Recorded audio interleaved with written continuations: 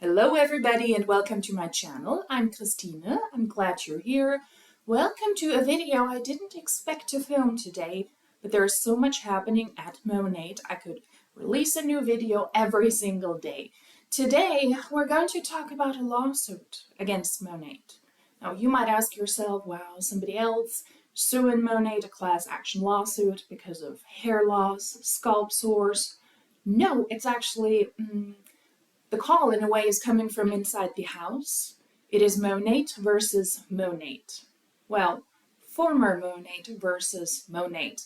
Monat's former president, Stuart MacMillan, is suing the Urdaneta family, the owners of Monat, specifically and by name, Louis and Ray Urdaneta. Yes, Stuart MacMillan, the former president and member of the directors board of Monat, is suing Monat, and we're going to make a video about this. Stuart MacMillan is suing Monat after he was the president for 9 years in Monat and was also on the directors board, and he left last year, 2023, in July, I believe it was, as the president of the company, and he also quit on the directors board in January of 2024. This could also be a video under the category of scammers versus scammers, in my opinion, allegedly, and that is also why the hoops are out. The hoops are out, sassy Christina has entered the room, and this is the perfect time to snark and to be a little bit more unfiltered than usual when we take a look at the lawsuit against Monat. There's a lot of ish going down in Monat, so stay tuned for next week's video,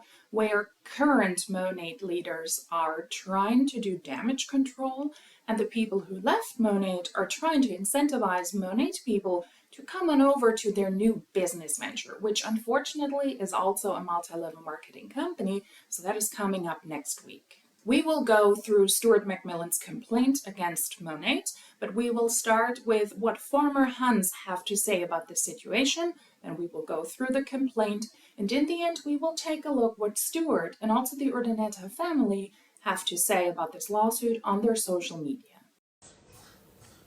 Yes, I have a top on. I have a tube top on. I'm trying to get rid of these stupid tan lines. Guys, I just thought of something that I wanted to share with you. And if you are with the Mo, I really hope that you're watching this, because I am telling you this because you really need to understand that after what has come out, if you are continuing to parrot and regurgitate what your toxic upline leaders are telling you, you do not seem to understand that you are caught in the grips of a cult and that you are literally deplatforming yourself. Because I really want you to imagine you standing behind what's going on. And 6 months to a year from now, when you finally, if you ever do wake up and you literally have nothing and no one left around you, you're not ever going to be able to join another network marketing company because you will have destroyed your credibility and your entire audience. Do you not understand that? And so if you do decide, okay, to come over or to Oliveda or somewhere else, or maybe you just go back to your normal life, we all know that once you've seen real money and you understand the power that network marketing can create in your life, there's really no going back, to be honest. So now is the time to say mea culpa and bow out and take your team. If you are a leader, it is your responsibility. And I came on literally on March 4th and talked about this in detail. If you are a leader, it is your responsibility to speak up on others' behalves and say, look, guys, we can't keep doing this.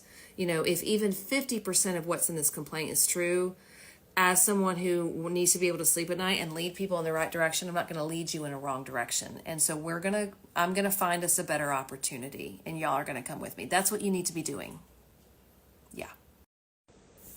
Okay, but on to positive things. So I'm getting ready to go get ready for our sip and see tonight and eat really quick.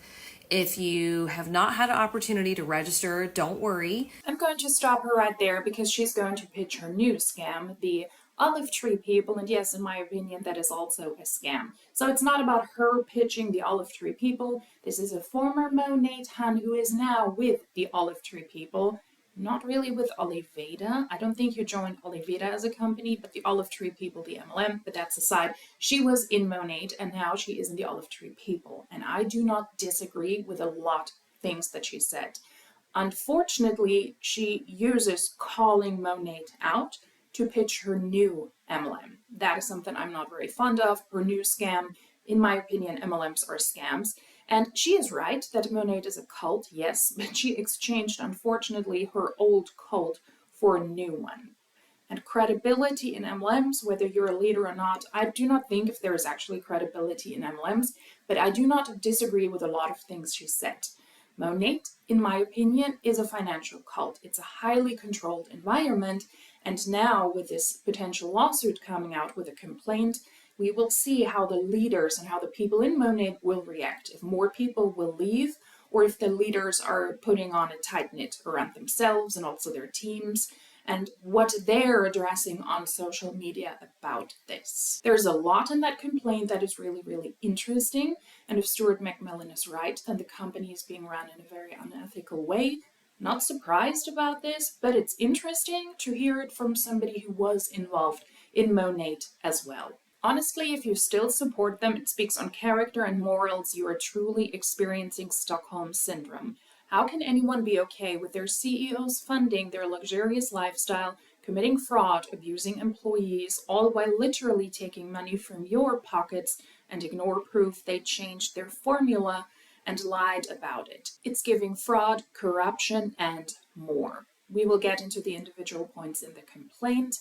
I would say that all MLMs in a way do that, not necessarily fraudulent, but they do finance, or rather the corporate side finances their luxurious lifestyle on the backs of its distributors. And also the top people are ultimately involved in that because they're able to benefit off of the backs of the people in their downline. But there are a lot of former Monatans who of course also now use this to pitch to their former Monat family and to try to get them over to their MLM. Been trying to wake up my former MoFam. Let's add the dozens of red flags from the complaint filed as well. Just so you know, people don't file lawsuits that cost hundreds of thousands of dollars if they don't have evidence and don't think they can win and don't probably have dozens of people that are willing to testify on their behalf. To the truth, I'd say the MO is done. So what happened? Let's take a look at the complaint from Stuart MacMillan, Monat's former president, who is now suing Monat, specifically the Urdaneta family, and he filed his complaint on April 24th. I will go through the complaint with you through the most important points, or what I would think is the most important points. I am not a legal counsel. I'm a woman sitting in Berlin who has been watching this go down for a good amount of time now and who has been doing videos about this now for a year and a half, and I'm going to add my 2 cents to this. In the end, we will also take a look after the complaint what Stuart and the Urdaneta family currently have to say on their social media about this situation. This is the complaint filed by Stuart MacMillan against Monat Global, Ray Urdaneta and Louis Urdaneta. Stuart MacMillan filed this complaint against defendants Monat Global, Ray Urdaneta and Louis Urdaneta, collectively defendants, and alleges as follows. Over a period of 9 years, MacMillan built Monat from nothing to a skincare and hair product company, generating hundreds of millions of dollars in revenues with hundreds of employees, millions of customers, and market partners, numbering in the hundreds of thousands worldwide. MacMillan did this in reliance on L. Urdaneta and R. Urdaneta promised to him that the 3 of them would work to maximize Monat's profits and MacMillan would be paid a 3% profit share while he worked for Monat and for a certain amount of time thereafter. MacMillan accepted his underpayment arrangement throughout his 9 years working for Monat to share in such profits during and after his employment. Boo-hoo, yeah. So he wanted to share in the company's profits. That's also something that is contractually agreed on in a lot of contracts for CEOs or also for presidents. L. Urdaneta and R. Urdaneta's promise to maximize Monat's profit was inherent and in line with their duties to Monat. Unknowns to MacMillan at the time, Urdaneta and Urdaneta made this promise to MacMillan. They were planning on diluting and draining Monat's profits to limit profit sharing with MacMillan and to pay him nothing after he stopped working for Monat. After MacMillan's successful launch and growth of Monat between 2014 and 2019, L. Urdaneta and R. Urdaneta threatened to terminate MacMillan if he did not agree to a non-compete agreement and non-solicit agreement. That was shortly before Monat really blew up during the pandemic, where a lot of people unfortunately joined Monat because they believed it would be a good way for them to make an income or to have a job on the side with a fear of being laid off in their actual job. And I am honestly very surprised that then they wanted him to sign a non-compete agreement, because that is something that you typically sign from the get-go. That is normal for those types of contracts. L. Urdaneta and R. Urdaneta decided to impose these restrictive covenants after they felt threatened by Monat's employees and independent contractor market partners' loyalty and affection towards MacMillan. I would say that's BS, I'm sorry. I mean, that's after all one side from Stuart MacMillan. This is him filing this complaint, but these are normal procedures that you sign a non-compete and a non-solicit agreement. That was just lazy that they didn't do that from the get-go, in my opinion. Not wanting to give up everything he worked towards at Monat, MacMillan agreed to enter into a non-compete agreement and non-solicit agreement. On October 1st, 2019, MacMillan entered into an amended and restated profit-sharing confidentiality, non-compete, non-poach, and bonus opportunity agreement with Monat. A true and correct copy of the profit-sharing agreement is attached hereto as Exhibit B. The profit-sharing agreement incorporated certain previous understandings, added a non-compete and non-solicit, and added a few extra terms. In June 23, after being Monat's president for almost 9 successful years for numerous reasons, MacMillan resigned from Monat. Starting in March 2024, MacMillan expected payment of the higher of 3% of Monat's profits each year through 2031, or 1 million floor payment per year if Monat was not profitable in any given year. MacMillan's first post-employment payment of $500,000 was due on or before March 31st, 2024. Between the date of his resignation from Monat in June 23 and his initial post-employment payment deadline of March 24, the Urdaneta family demanded that MacMillan have no contact with approximately 3,000 people associated with Monat in order to receive the post-employment payments owed pursuant to the profit share agreement. The demand has no basis in law or contract. The demand was a pretext to justify not paying MacMillan. According to the extreme positions of the Urdaneta family, Monat could only be successful after MacMillan's departure if Monat's employees and independent contractor market partners had zero contact with MacMillan. And for that to occur, according to L. Urdaneta and Ray Urdaneta, MacMillan especially had to disappear from his previous business circles. Yeah, it's a cult. That's not a surprise. The Urdanetas even demanded that MacMillan distance himself from members of MacMillan's friends and family. I can only imagine that that has to be connected to the people that worked as distributors that are connected to MacMillan. His own daughter, I think, was in Monat, and so was his wife, and if there were also certain friends, that in itself is already highly unethical, and those are very likely the people that they wanted for him to distance himself from, which is, of course, not going to happen. But then if that is the case, that's what he's referring to here, then they shouldn't have allowed corporate members to bring their family in as distributors. That is highly unethical, in my opinion. MacMillan rejected this baseless and outrageous no-contact demand.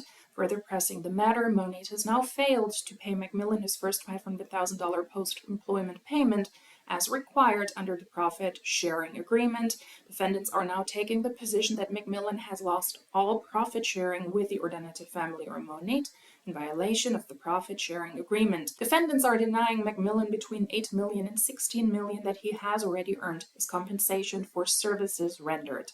Despite not paying MacMillan, defendants claim MacMillan is still bound to comply with the non-compete and non-solicit in the profit-sharing agreement.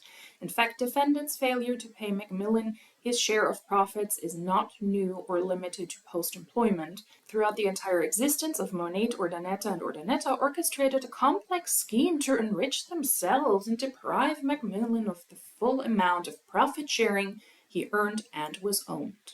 I'm going to skip the next points. Here we're describing who the parties involved in this are. Let's go to the factual background. Fraudulent inducement of MacMillan. Before meeting Urdaneta and Urdaneta, MacMillan was already a successful executive. Yeah. MacMillan started his career in the telecom industry, where he rose to the level of senior vice president into multiple companies. Later, MacMillan was the president of multiple successful direct sales, multi-level marketing companies. This sounds all very successful, and I guess that's also part of what the complaint has to do to show how important MacMillan was for Monat's success. But this is a little bit odd because Stuart ran a Ponzi scheme before Monat. It was called Telex Free, and it was shut down for being a Ponzi scheme. And he was, I believe, the interim CEO, and the management was still able to line their pockets while he was running the Ponzi scheme. Is that the successful career in telecom industry he's referring to? That is really, really interesting. I'm going to skip to 35. After rejecting multiple other candidates, Urdaneta asked MacMillan to be the president of Monat and to join Monat's board of directors. MacMillan was skeptical about operating a business for them. They had never successfully conducted business in the United States, were not well funded, and could not pay MacMillan close to his market value. Yeah, but he still did it. So this share in the potential profit and also the offer they had seemed to, in the end, have been good enough for Ray to join them, despite his alleged skepticism. So you still did it, Stuart. Come on. And maybe Stuart also didn't have that many opportunities after running a Ponzi scheme, just saying. Urdaneta induced MacMillan to become the president of Monat by promising him profit sharing during the entire duration of his employment and for a period thereafter. They promised MacMillan that he would share in Monat's profits like an owner, but without liability for the Monat losses. On August 26, 2014, Urdaneta sent MacMillan the offer letter. It promised him a base salary, a discretionary annual bonus, 3% profit share while serving as president, 3% profit sharing post-employment for the numbers of years MacMillan worked as the president -1, so that would be 8, and 20 days paid vacation annually. What? 20 days? That's not a lot. That's probably typical for US contracts, but not great from a European perspective. The offer letter envisioned Urdaneta and MacMillan working together to maximize Monat's profit. Yeah, that's your job. MacMillan believed that the Urdanetas would treat him as a profit-sharing owner and as a result overcame his initial reluctance and agreed to become the president. Yeah, you saw money signs, dude. MacMillan accepted the Urdanetas' offer and expected them to treat him fairly and in good faith. MacMillan expected Monat to operate like an honest, legitimate domestic business, not like a mafia family and unprincipled syndicate.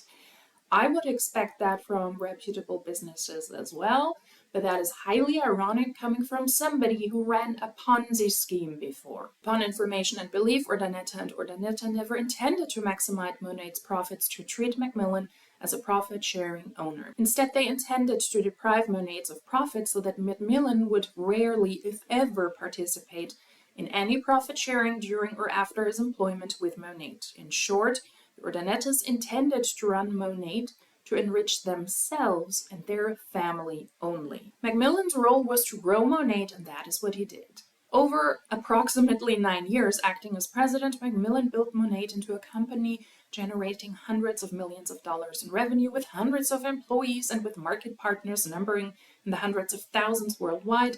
In that time, Monat became one of the top 3 direct sales multi-level marketing companies in Canada. Yeah, probably meaning Canada. Not in the US? Well, that's very sad. The Urdanetas, as directors of Monat, agreed to manage Monat and handle the corporate governance, finance, and the administration of Monat. Over the years, MacMillan had many disagreements with the Urdanetas.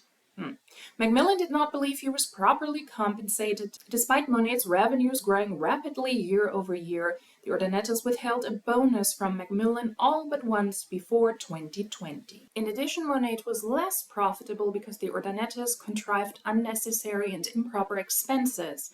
Monat employed Urdaneta insiders, family members, and friends to show non-existent jobs, sometimes paying them under the table. Yeah, I mean, they're promoting it as a family business, and one of the daughters of the founder also has a job that sounds very, very made up. But I wouldn't be surprised if that is something that happens in a lot of MLMs and also in a lot of family businesses. But to see this in a complaint like this is really glorious, especially because it's Monat. The Ordinators maxed out Monat credit cards on their personal luxury lifestyle, including private airplanes, expensive dinners, and luxurious travel and accommodations, including a $50,000 room service bill in Dubai, for example. They paid their personal and household expenses from Monat bank accounts. Ooh, that would not be good. Monat paid for Ordinata family members who did not work for the company to go on company incentive trips. Also not good. Monat even paid the personal credit card bills of the Ordinata, sometimes up to $150,000 for a single month for non-business expenses. Yet again, not good. These unwarranted and improper payments and benefits provided to the Ordinata family and friends decreased Monat's profitability, directly lowering MacMillan's profit-sharing payment. Finally, the Ordinata severely diluted Monat's meager profits in select years and refused to retain revenues to invest in Monat to generate reasonable profits. MacMillan objected to these misdeeds as improper, unethical, and unfair. Why did Stuart object to these, though? Because he thought it was really unethical and unfair, or is it because he saw that if they extract personal expenses from Monat business cards or from Monat credit cards and from Monat bank accounts, that it would limit his share in the profits?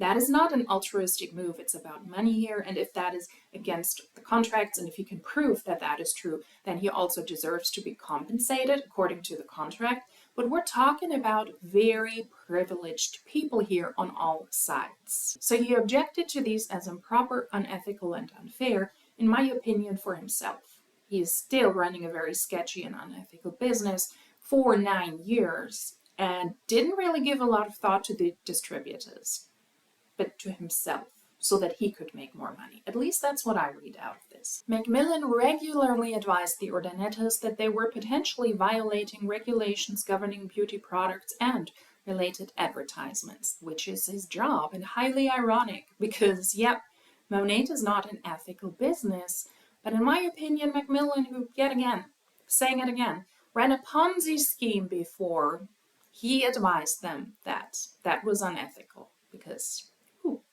he knows about unethical behavior. Separately, Ordineta and Ordineta also insisted on employing individuals who were residing in the United States illegally.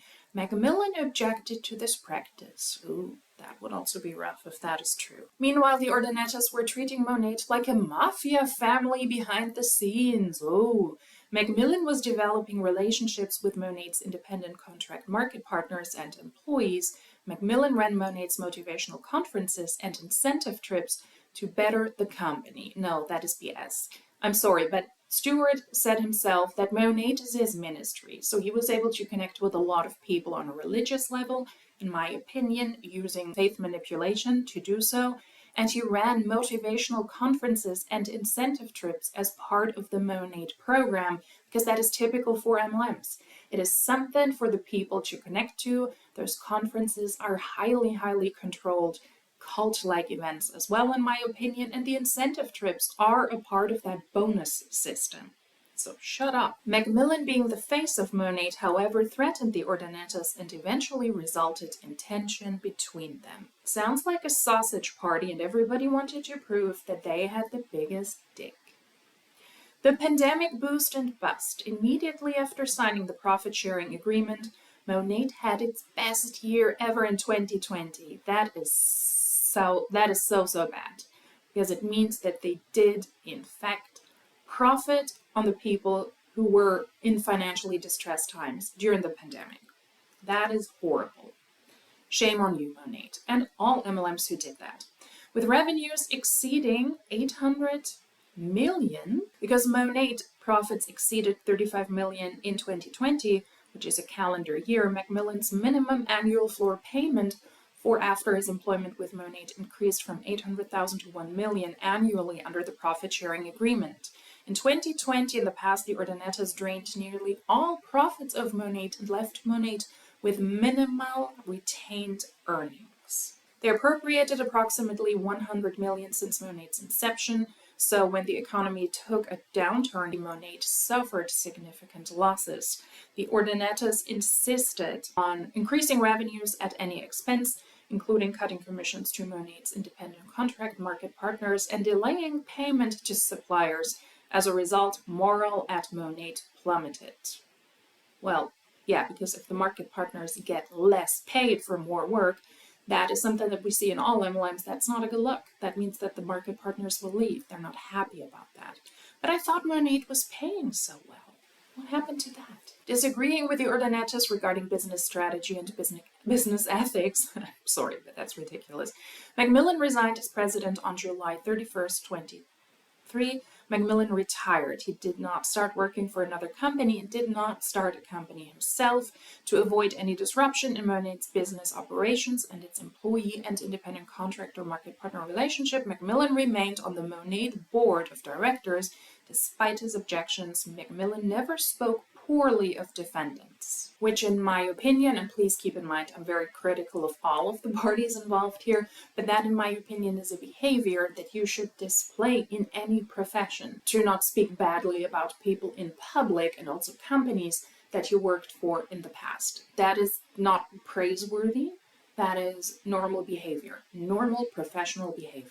In December 23, while still a director of Monat, MacMillan hosted a Zoom holiday toast with some of his friends and colleagues from Monat, including his daughter, who was a Monat employee. Yeah, that's what I said, because she was in one of the director calls. So that means that she was a distributor, which is highly unethical.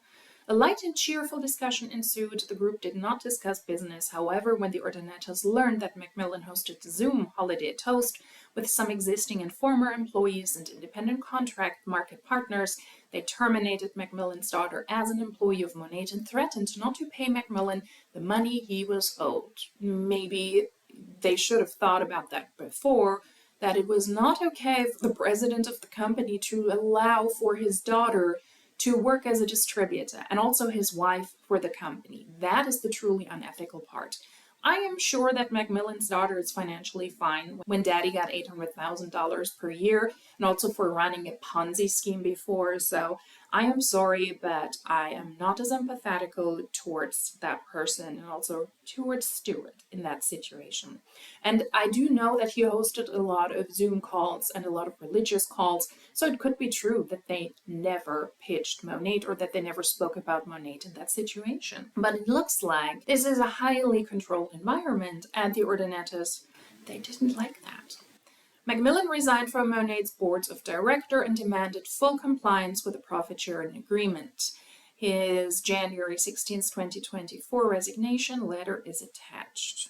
Thereafter, defendants claims that Monat would pay MacMillan only his compensation under the profit-sharing agreement if he agreed not to have any contact whatsoever with approximately 3,000 people affiliated with Monat, agreed to block numerous people associated with Monat on social media, and agreed not to host or speak at any events or conferences of any nature, including religious events, if Monat associated persons would participate or be in attendance. It is a cult. It's very clear. This outrageous and impractical demand has nothing to do with Monat products and everything to do with MacMillan's effective leadership and existing relationship with the individuals in the industry.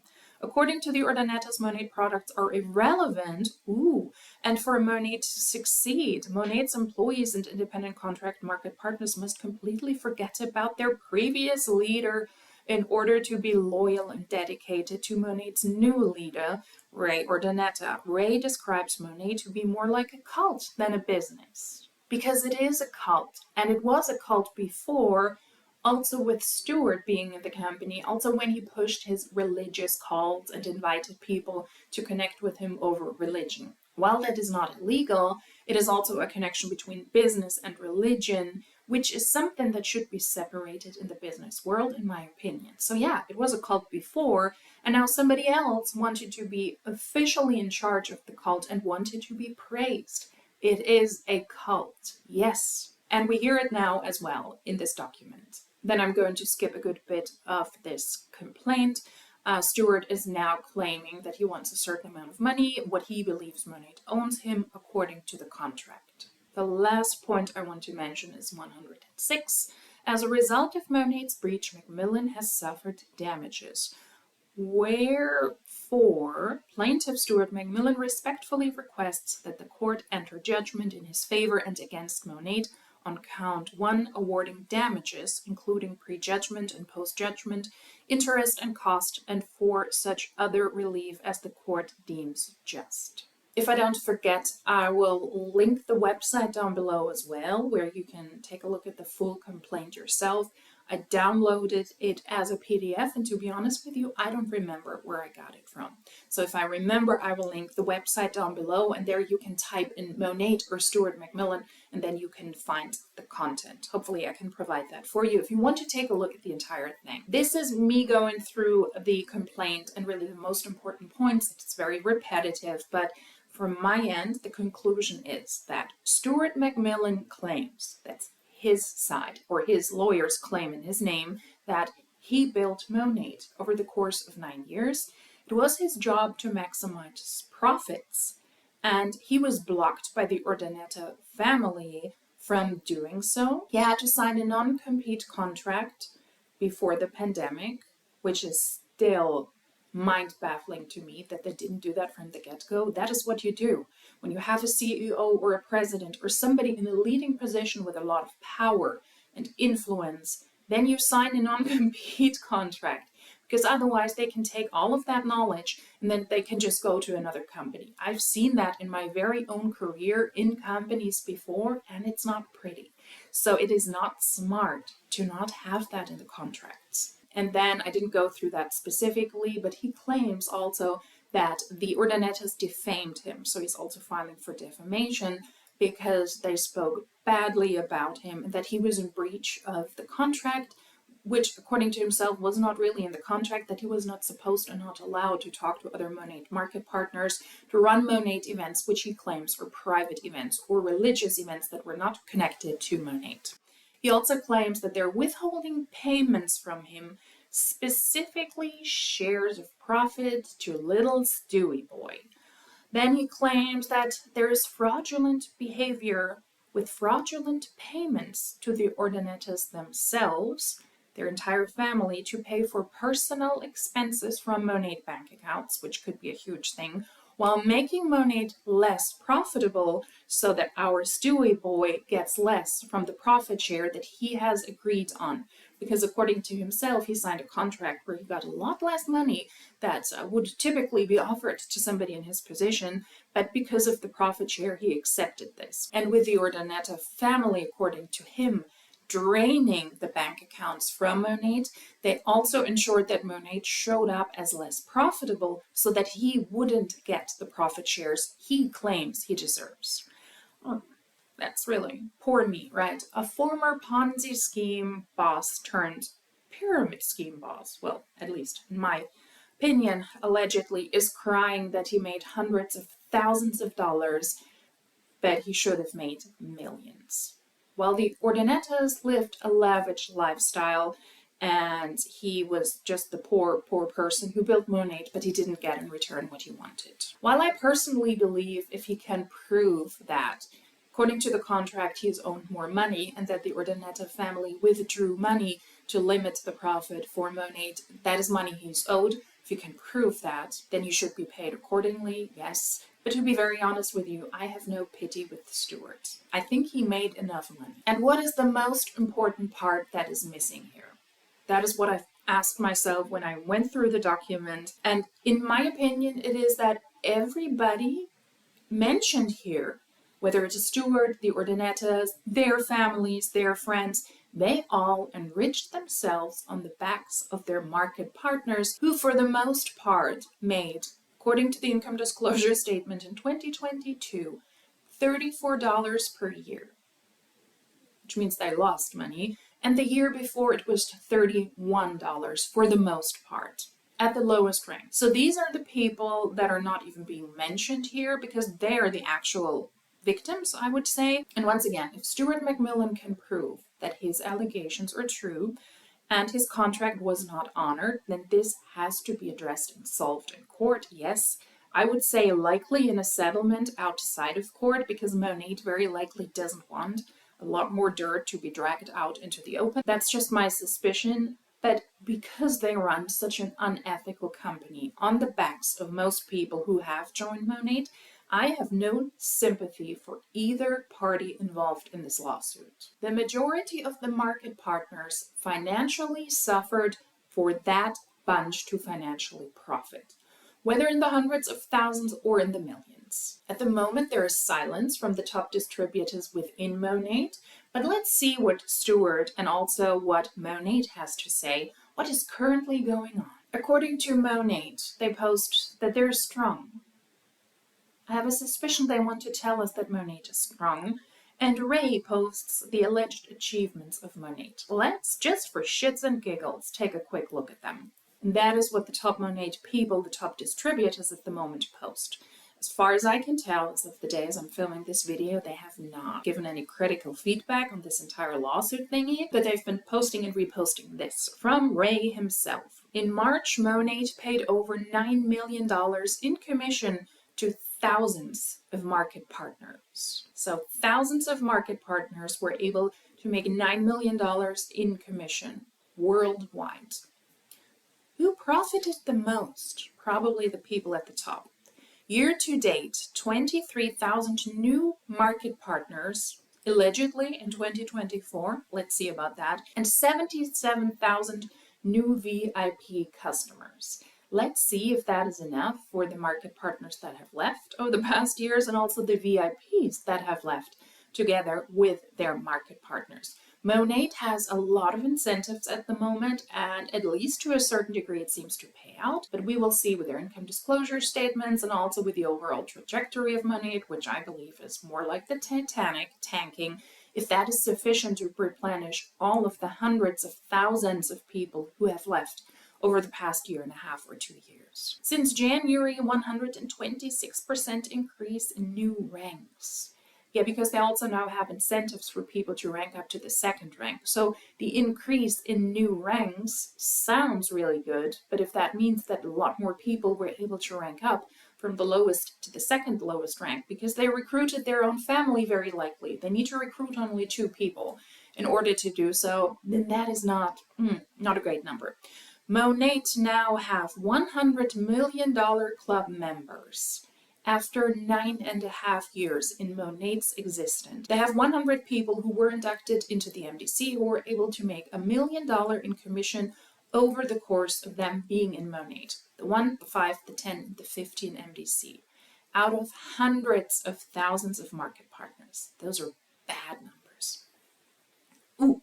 And then 1,279 100K club members, because Monat is not doing well. That was another incentive, another way to show appreciation. They opened up the 100K club. So out of all of these hundreds of thousands of market partners, only 1,279 were able to make $100,000 in commission over their lifetime in Monat. Yet again, not a flex. That is sad. 834 motor club members. You only have 834 people who were able to hit the Cadillac rank. Nationally, internationally, do we know this? Is he saying this? He's not saying it.